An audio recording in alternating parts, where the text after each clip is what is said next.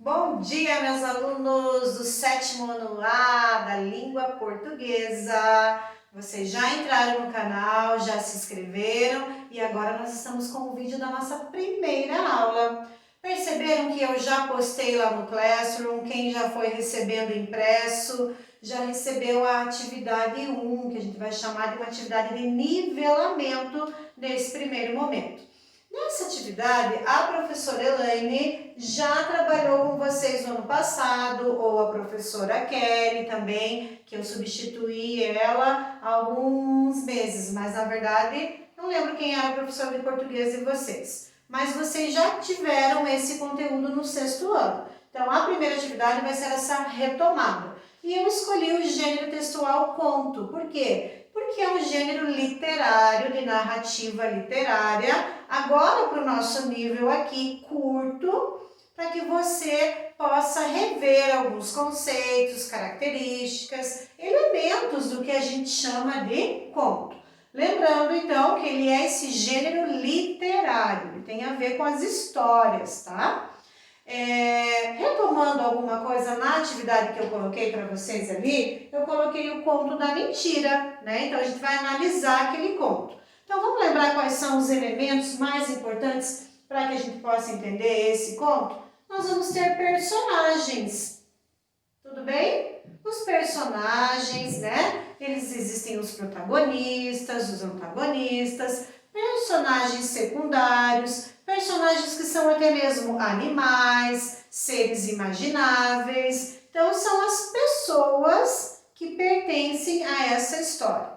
Na sequência também, seguindo ali, nós temos um narrador. Se vocês vão analisar isso lá no conto que nós vamos trabalhar nessa atividade 1, tem um narrador? Professora, eu me lembro que existem 3 tipos de narrador. Lembra disso? Então, nós temos o narrador que a gente vai chamar de personagem. Por que personagem? Porque ele participa da história. Ele não está de fora, narrando, contando em terceira pessoa. Não, ele está participando da história. Então, a gente chama ele de personagem. Na sequência do nosso material, nós temos um narrador observador. O que é esse narrador observador? Ele está narrando aquilo que ele vê. Ele não está ativamente participando da história. Ao invés disso, ele é apenas uma voz que tem lá na história, que nós vamos estar vendo ali no conto da mentira. E o narrador onisciente. O que é esse narrador onisciente? Esse narrador, o terceiro tipo de narrador onisciente, ele é aquele que também não participa, tá? Também não participa dessa história e ele é que sabe.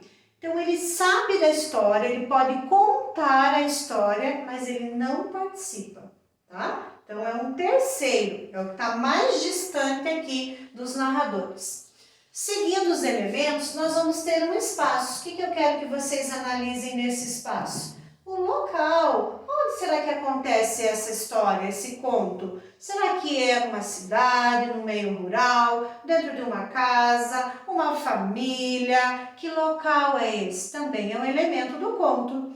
E por fim, nós vamos ter também o tempo. Qual é o tempo desse conto? Pessoal, nesse tempo aqui, nós estamos falando do tempo cronológico, tá? Então, essa história durou dias, meses, será que tem uma marcação de ano em 1995? Tem alguma indicação desse tempo? Então, nesse elemento tempo, a gente analisa essas questões. Então, resumindo, vamos lá, fechando o que é conto, professora? É uma história literária, geralmente curta aí para o 7º ano, também vocês vão ver, lá no 7º ano a gente via mais curta, e que ela tem esses elementos, personagens, narrador, espaço e tempo. Pessoal, uma característica muitíssimo importante é que o conto também apresenta um conflito. O que é um conflito? Dentro dessa história, algum personagem vai tentar resolver um problema, tá? Resolver um conflito, um problema que a gente chama. Aí nós vamos analisar lá, tá? Nesse conto que nós estamos, né? O que será que era? Qual era a mensagem desse conto? Por trás daquele conflito, o que gerou, né? Então essa é uma das partes mais importantes também que nós temos que refletir na leitura do conto. Então olha lá, você pode acessar aí a atividade, se você está com ela impressa ou se você está com ela aí no teu computador ou no teu celular, eu vou pegar ela aqui também para a gente trabalhar juntos lá. Ó, quando eu coloquei para vocês, eu coloquei a primeira questão. Vocês vão ler o conto, eu não vou ler aqui para vocês. Vocês vão ler o conto e na questão 1 a gente vai identificar a ordem dos acontecimentos. O aluno do 6º ano, que concluiu o 6º ano, que agora vocês que estão no 7º, tem que ter essa noção. O que aconteceu primeiro? Então, essa ordem que eu quero aí é de acordo com a leitura que vocês vão fazer. O que a professora Elaine já colocou ali? Uma sequência. Vocês vão colocar o número no parágrafo e depois vocês vão ter que achar a alternativa. Percebam lá que eu coloquei A, B, C, D. Por quê? Vocês têm que procurar naquela sequência, além de vocês marcarem o número, lá no parágrafo vocês vão marcar o número, vamos supor, exemplo, que seja 2, 3, 4, 1. Aí vocês vão olhar na alternativa. Qual alternativa traz essa ordem que você marcou? Ah, professora, eu marquei uma sequência que não tem nas alternativas. Muito provável que esteja incorreta a sua resposta, porque a alternativa aqui que eu vou colocar de múltipla escolha sempre vai ter uma que está correta, certo? Na sequência, no exercício 2, o que motivou o Felipe? Quem que é o Felipe? É um colega da tua sala? Não, o personagem do conto. O que motivou o Felipe a reduzir as suas mentiras? Pessoal, o que é reduzir? Diminuir. Por que o Felipe diminuiu as mentiras que ele fazia? De acordo com a leitura, você vai escrever aí a sua ideia a respeito desse conflito. 4. Justifique o emprego das aspas no conto. Também conteúdo do 6º ano. Quando que nós usamos aspas? Vou dar um spoiler aí para você. Aspas, quando a gente se refere à fala de um personagem. Também, quando a gente está fazendo uma ideia conotativa, quando nós estamos fazendo também uma citação, tá? Então, presta atenção aí quando que tem essas aspas. Lembra da expressão que às vezes eu falo, eu estou entediada, entre aspas? O que isso quer dizer? Que eu não estou me sentindo bem, mas eu não queria usar essa palavra. Aí eu coloco ela entre aspas, tá? Então veja em que sentido ainda que está essas aspas aí no texto.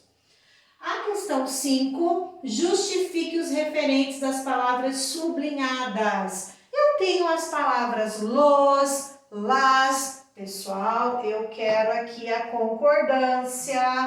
Ai, feminino, masculino. A quem está se referindo essa palavra? Quando ela está terminando lá em o, em a, cortaram no, bateram a. O que é isso? Se refere a quem? Você tem que voltar ali naquele período, naquela frase, para descobrir a quem se refere.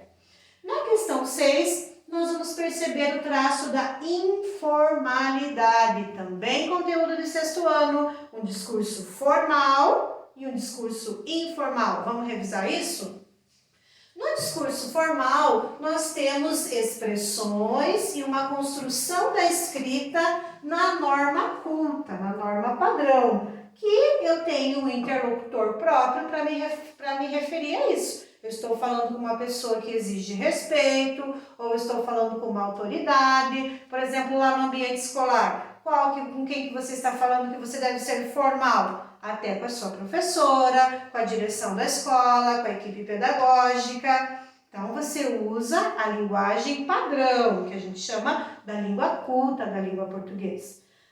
A questão, isso é o formal. A questão da informalidade já é o contrário. Com quem que eu falo informal, prof? Com os meus amigos. Ó, até o fato de eu falar aqui, prof, É informal, profe, porque o certo é professora. Então, aqui você vai usar a norma culta da língua, ou seja, as palavras direcionadas da maneira gramaticalmente correta, e aqui você vai usar uma linguagem mais coloquial, aquela linguagem mais do dia a dia. Ei, você está trabalhando? Qual seria a formalidade dessa? Você está trabalhando? Tá? Então, nessa questão, eu quero que vocês reconheçam lá naquelas frases, naquelas alternativas, quais delas apresentam uma característica de informalidade. Tá certo, pessoal? Então, eu espero ter esclarecido para vocês a resolução dessa atividade. Eu espero que vocês consigam fazer ela com sucesso, a nossa primeira atividade. E deixe seu comentário aqui no canal com dúvidas, alguma coisa, ou também nós temos o nosso grupo no WhatsApp que você pode entrar para perguntar, ou através do nosso aplicativo Google Classroom, também para resolver alguma questão de dúvidas, tá bom? Eu sei que eu sou super fofinha, que eu sou uma teacher bem linda, não precisa mandar para a teacher toda hora, oi, tudo bem? Porque a teacher tem muitos alunos. Então, vamos ser objetivo. Quando você tem uma pergunta, uma dúvida, aí sim você manda mensagem para perguntar, tá bom? Outro dia, quando voltar tudo presencial, a gente pode marcar para bater papo. Eu tô falando isso por quê? Porque o 7º ano gosta de conversar, verdade? Tá bom, gente? Valeu! Até a próxima aula!